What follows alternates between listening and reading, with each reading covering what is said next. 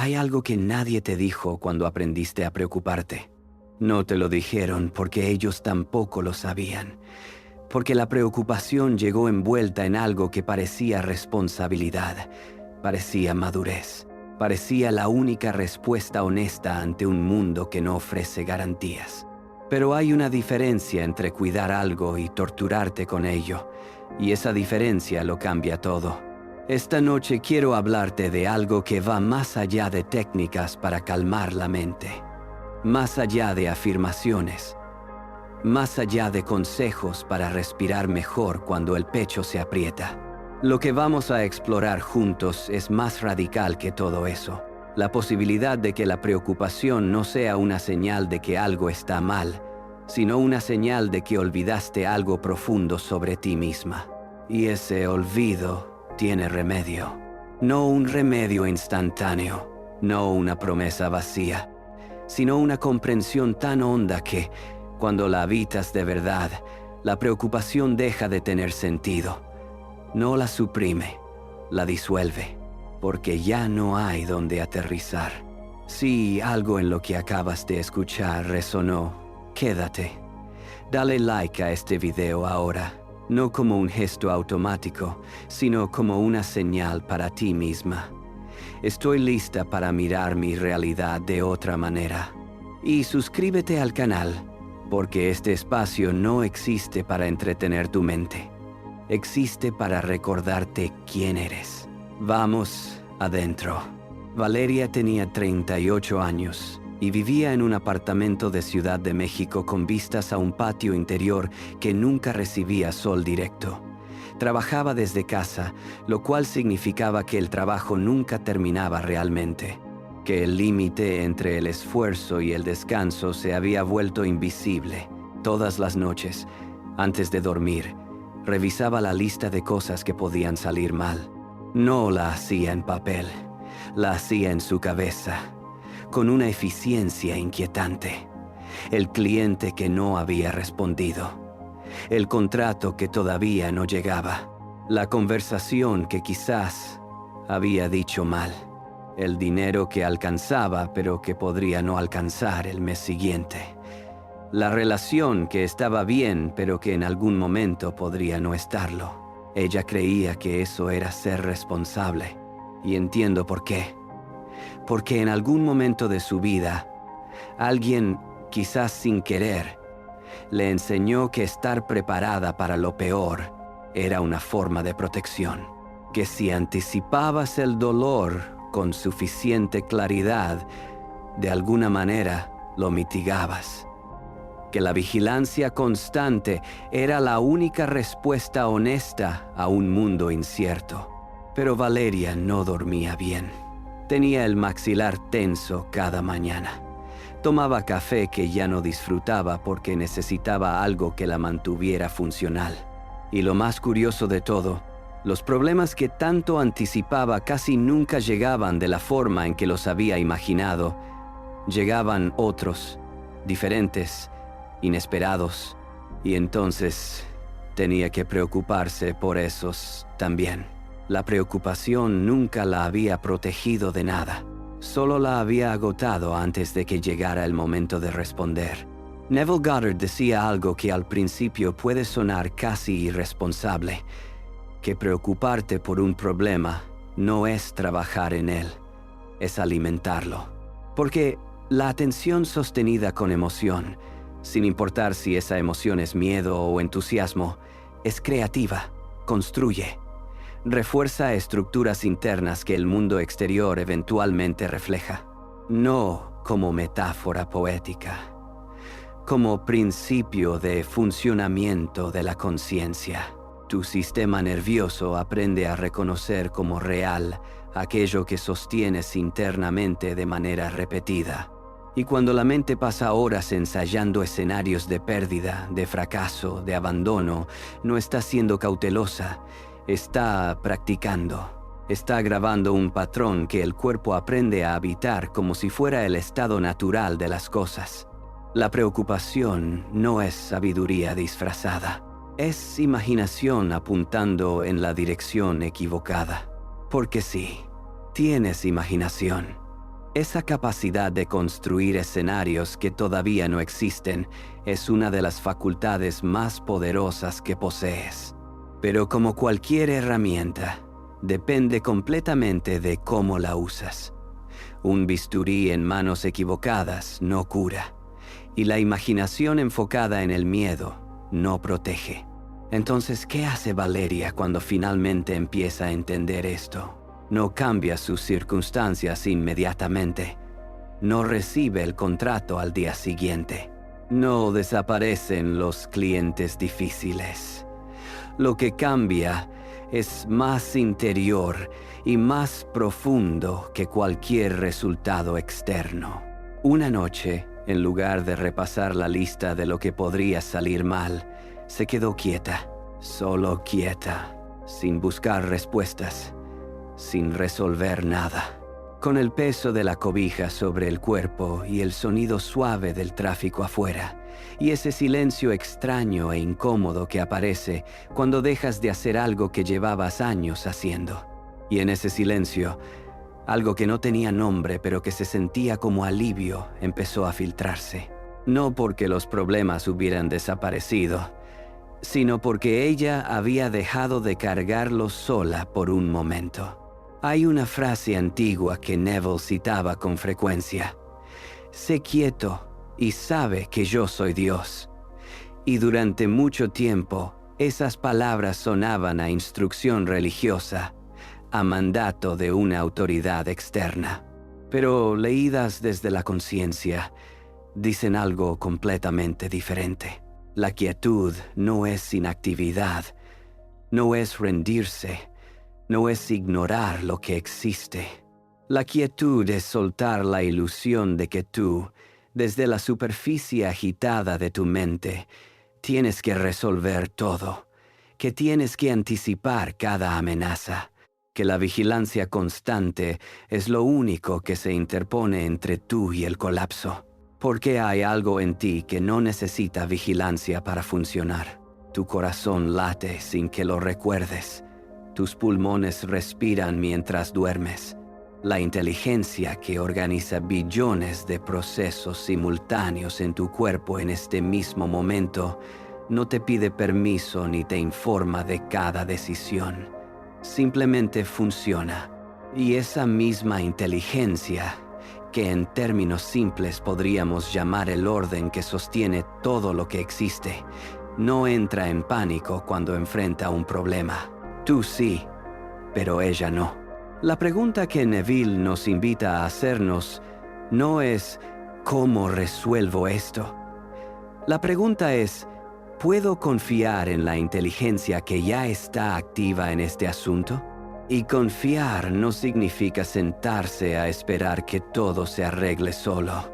Significa actuar desde un estado diferente. Significa hacer lo que te corresponde hacer sin añadir el peso del miedo a cada movimiento. Hay una diferencia enorme entre la acción que nace de la claridad y la acción que nace del pánico. La primera es precisa, la segunda desesperada. Y la desesperación casi nunca produce los resultados que busca.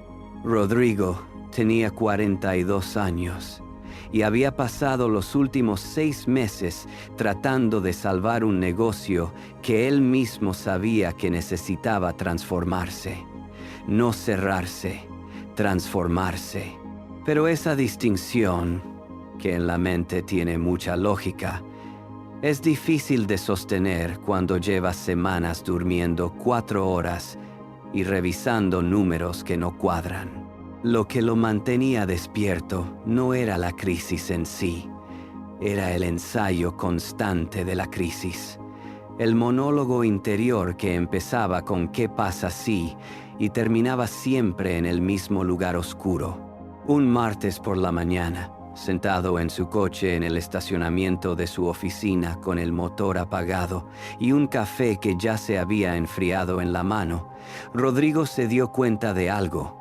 Llevaba 40 minutos ahí sentado, no haciendo nada productivo, solo preocupándose.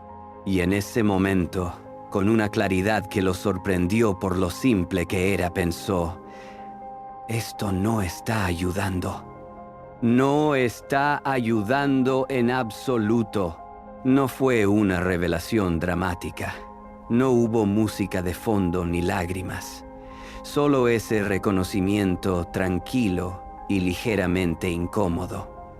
La preocupación no está trabajando en mi problema. Solo me está gastando. Él entró a su oficina ese día y por primera vez en meses hizo una sola cosa a la vez. Una llamada, una decisión, un paso, sin el ruido de todos los escenarios posibles compitiendo por su atención al mismo tiempo. Y el problema no se resolvió ese día. Pero él sí comenzó a ver con más claridad qué parte del problema le correspondía atender y qué parte simplemente no dependía de él. Esa distinción, que es sencilla de decir y enormemente difícil de practicar, es el núcleo de lo que Neville entendía sobre la relación entre el ser humano y la inteligencia que lo sostiene. Tú tienes un papel. Ese papel incluye actuar, elegir, mostrarte, comprometerte, decir lo que necesitas decir, hacer lo que necesitas hacer, pero no incluye controlar resultados. No porque los resultados no importen, sino porque el control desde el miedo no es control real, es ilusión de control. Y esa ilusión tiene un costo enorme. Lo que Neville llamaba echar tu carga no es tirar tus responsabilidades por la ventana. Es soltar el estado interior de tensión, de urgencia, de miedo que llevas pegado al problema como si ese estado fuera necesario para que las cosas funcionen. No lo es. Soltar ese estado no significa que dejas de importarte. Significa que te importas de otra manera. Una manera más precisa, más efectiva, menos dolorosa. La carga que dejas ir no es el problema. Es el miedo que llevabas pegado al problema. Y cuando ese miedo se suelta, algo cambia en cómo percibes la situación, en cómo actúas dentro de ella, en cómo el mundo responde a ti. Hay algo en la física de los sistemas, y digo esto solo como metáfora, que resulta interesante aquí. Los sistemas más estables no son los más rígidos, son los más flexibles. Los que pueden absorber cambios sin fracturarse, los que responden sin reaccionar en exceso. Tu sistema nervioso funciona de manera similar. Cuando estás en estado de alarma constante, cada pequeña señal se convierte en amenaza potencial. La mente está calibrada para detectar peligro porque eso es lo que le has estado pidiendo que haga. Y entonces lo encuentra en todas partes, en el tono de un mensaje, en el silencio de alguien, en un número ligeramente diferente al esperado. Pero cuando cambias el estado interno, cuando la conciencia descansa en algo que se parece a la confianza, esa misma mente empieza a detectar oportunidades, conexiones, caminos que antes no veía porque estaba demasiado ocupada buscando el peor escenario. No estás cambiando la realidad exterior de manera mágica. Estás cambiando el filtro a través del cual la percibes, y ese filtro determina completamente lo que ves, lo que haces y en última instancia, lo que construyes. Ahí es donde la enseñanza de Neville deja de ser espiritualidad y se convierte en algo más parecido a una instrucción práctica. Tu estado interno precede a tu percepción. Tu percepción informa tus decisiones. Tus decisiones construyen tu realidad. Cambia el estado, y todo lo que viene después se reorganiza. Pero hay algo que nadie menciona cuando se habla de este proceso, y es lo que hace que sea tan difícil. Cambiar el estado no es fácil cuando llevas años en el estado opuesto, porque la preocupación, como cualquier hábito, construye caminos neuronales. Y los caminos que más se usan son los que el sistema prefiere porque requieren menos esfuerzo, no porque sean correctos, solo porque son conocidos. Lucía tenía 31 años y llevaba toda su vida adulta sabiendo, en teoría, que preocuparse demasiado no ayudaba. Lo había leído, lo había escuchado, incluso lo había dicho a otras personas. Pero cuando llegaba la noche y el apartamento se quedaba en silencio, la lista volvía con la misma facilidad y la misma crueldad de siempre. Lo que cambió para Lucía no fue una técnica, fue una comprensión. Un miércoles por la tarde, mientras preparaba algo de comer y escuchaba un podcast sobre conciencia, algo encajó de una manera que no había encajado antes. Se dio cuenta de que no se preocupaba porque le importaban las cosas. Se preocupaba porque en algún lugar profundo de ella misma creía que si dejaba de preocuparse, algo malo pasaría, como si su vigilancia mental fuera lo que mantenía el caos a raya, como si soltar el miedo fuera lo mismo que rendirse. Eso no era responsabilidad, era superstición. Y verlo con esa claridad, nombrarlo así, sin juzgarse, pero con honestidad, fue lo que empezó a aflojar algo. Porque cuando entiendes que la preocupación no es lo que protege las cosas, que nunca lo fue, que el mundo no funciona mejor cuando tú estás más asustada de él, algo fundamental cambia en tu relación con ese hábito. Ya no lo ves como necesario, y lo que deja de parecer necesario, poco a poco deja de ser automático. Neville hablaba de la oración no como petición, sino como estado, no como lo que dices, sino como lo que habitas. Si desde la conciencia lo miras de esta manera, orar sin cesar no significa repetir palabras todo el día. Significa mantenerte alineada con la suposición de que estás siendo sostenida. Y esa suposición, sostenida con constancia, cambia lo que percibes, lo que recibes, lo que construyes. La gratitud antes de ver el resultado no es ingenuidad, es precisión, es declarar, no con palabras, sino con el estado de tu cuerpo y tu mente, que confías en el proceso que ya está en marcha, aunque todavía no lo veas. Y esa declaración, repetida con autenticidad, construye un filtro diferente. Uno que empieza a encontrar evidencia de orden donde antes solo veía amenaza. Entonces, ¿cómo se practica esto? No de manera abstracta, sino concretamente. Empieza con lo pequeño. La próxima vez que el pensamiento preocupado aparezca, no lo pelees, no lo juzgues, no te reproches haberlo tenido, solo reconócelo. Puedes decirte internamente, aquí estás otra vez. Y luego, con la misma calma con que reconocerías a alguien conocido en la calle, elegir no seguirlo. No porque sea un mal pensamiento, sino porque ya sabes que ese camino no lleva a ningún lugar útil. En su lugar, lleva la atención a lo que es real ahora mismo. El peso de tu cuerpo en la silla, la temperatura del aire en la piel, el sonido más cercano que puedas escuchar.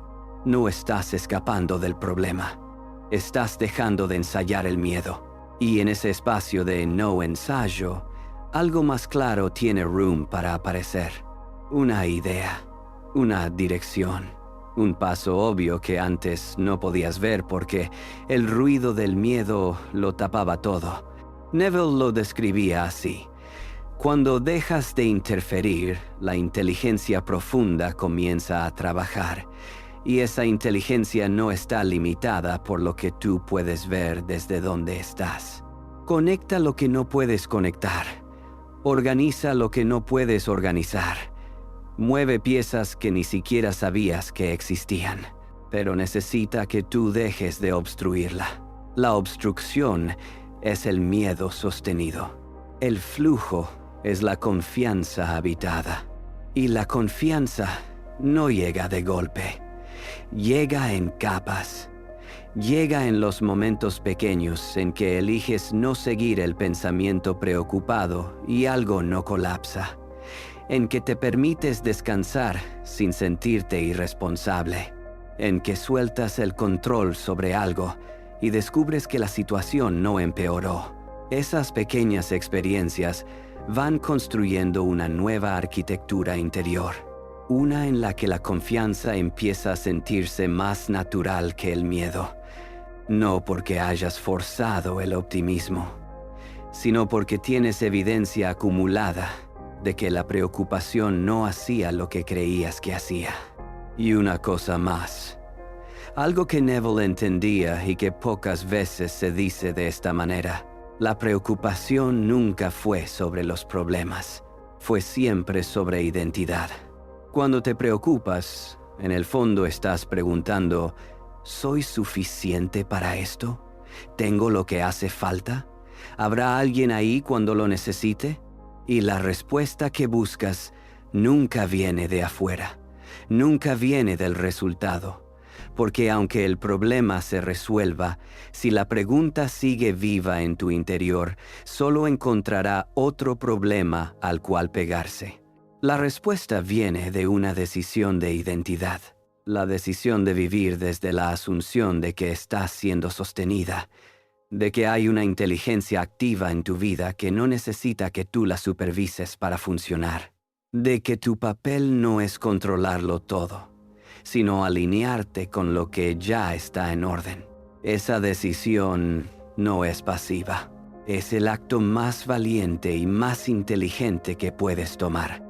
Porque requiere soltar lo único con lo que creías que tenías control, el miedo anticipatorio, y elegir en cambio vivir desde la confianza, no como emoción forzada, sino como postura elegida, momento a momento, una y otra vez, hasta que un día te das cuenta de que ya no tienes que elegirla conscientemente.